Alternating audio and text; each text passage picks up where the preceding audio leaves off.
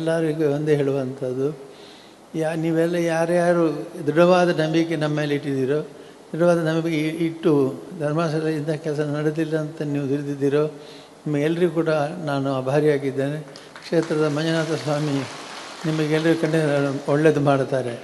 ಇದನ್ನು ವಿಶೇಷವಾಗಿ ನಾನು ವ್ಯಾಖ್ಯಾನ ಮಾಡೋದಿಲ್ಲ, ಯಾಕೆಂದರೆ ಈಗ ಇನ್ನು ಮುಂದೆ ಈಗಾಗಲೇ ಬಹಳ ಜನ ಬಂದು ಹೋಗಿದ್ದಾರೆ, ಸಾವಿರಾರು ಜನ ಬಂದು ಹೋಗಿದ್ದಾರೆ. ಕಳೆದ ಒಂದು ತಿಂಗಳಿಂದ ಉಪಚಾರ ಮಾಡುವಂಥದ್ದಾಗಿದೆ. ಸ್ವಾಮೀಜಿಯವರು, ಬೇರೆ ಬೇರೆ ಸಂಘಟನೆಯವರು, ಪಕ್ಷದವರು ಬಂದು ಇಲ್ಲಿ ನನಗೆ ಸನ್ಮಾನ ಮಾಡಿದ್ದಾರೆ. ಸ್ವಾಮಿ, ನಿಮ್ಮ ಕೈಲಿ ಇಂಥ ಕೆಲಸ ಇಲ್ಲಿ ನಡೆದರೆ ಊರಲ್ಲಿ ಗೊತ್ತಾಗೋದಿಲ್ವೇ?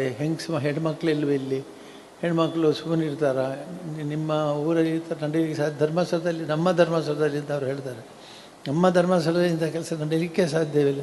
ಇದು ಹೇಗೆ ಆಯಿತು ಅಂತ ಕೇಳ್ತಾರೆ. ನಾನು ನಮಗೆ ಅದೇ ಬೇಕಾದ, ನನಗೆ ಒಂದೇ ಒಂದು ವಿಷಯ ನೀವು ಹೇಳಿ, ಯಾಕೆ ಈ ಶತ್ರುತ್ವ,